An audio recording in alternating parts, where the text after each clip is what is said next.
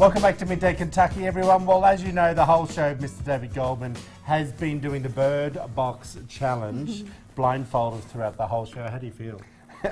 You know, this has been a great show, Troy. Really? I think you've been very unaffected. I haven't had to look at you at all during the show. I've just had a great time. Okay, good. All righty, well, let's get on with that next. You need to move over this way. You're too close. Yeah, there we are. Good. Well, if you're looking for something to do, tasting bourbon can be a good place to start, right?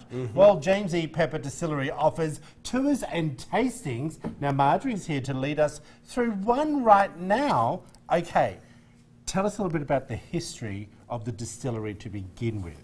Well, the distillery district is over on Manchester Street. You may have been there. We've got a lot of wonderful neighbors. We've got Goodfellas Distillery, Ethereal Brewing.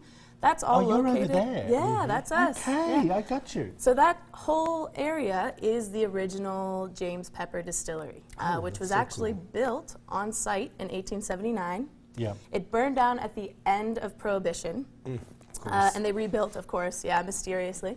They rebuilt on the same footprint, 1934. So all those buildings there from 1934. That distillery continued running into the 50s, and then it shut down in 1961 and sat there empty and abandoned for 50 years. Wow. Was it your distillery then, or you took it over after all of that? No, so it was founded by James Pepper himself. But he passed away back in the day. So he passed away, and by the time the distillery shut down, there were no peppers involved in the industry. And so the distillery was abandoned, and the James Pepper brand just kind of floated away. Yeah, so about 10 years ago is when we came back. We discovered that old James Pepper brand, and we said we want to bring this back.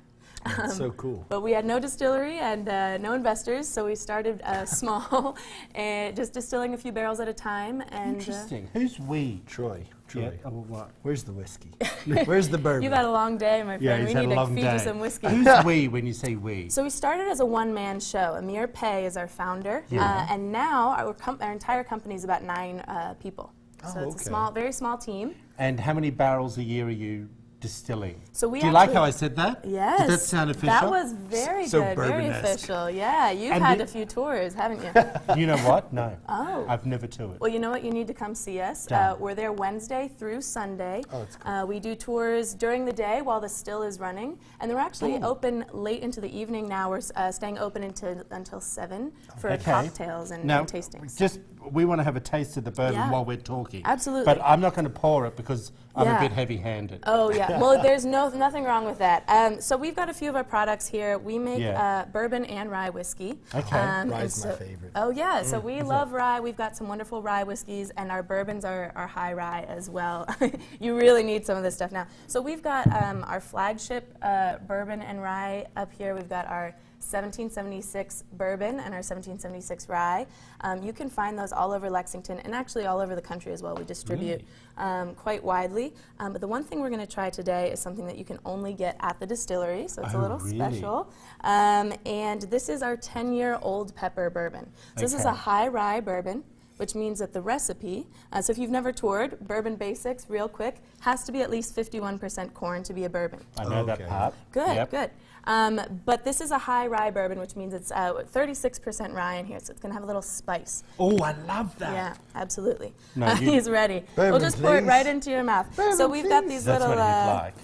these interesting glasses here, these little troughs for you here. Okay. Now, when you're tasting a bourbon, you actually are going to be at an advantage here with your blindfold on. Oh, really? Because it's going to heighten your senses. Oh. So you want to smell it first.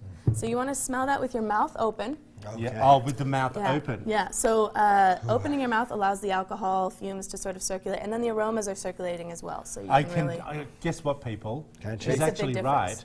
right. The smell and the aroma of it. Do you say aroma? Aromas, yeah. And then when you take a sip, now this is pretty high proof. What does this that is mean? 117.8 proof.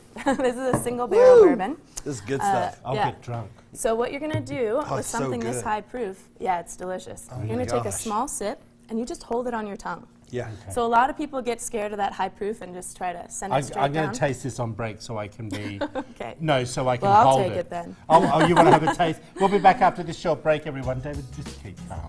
See you in a minute.